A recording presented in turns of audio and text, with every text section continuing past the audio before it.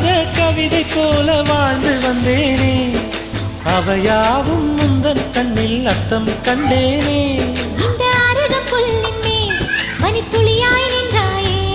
எந்த பருவத் தோள்களில் பச்சை கிளியாய் வாழ்ந்தாயே என்னை துளசி செடியாய் சுற்றி வந்தாயோ கண்ணால் பார்த்து பார்த்து வெற்றி கண்டாயோ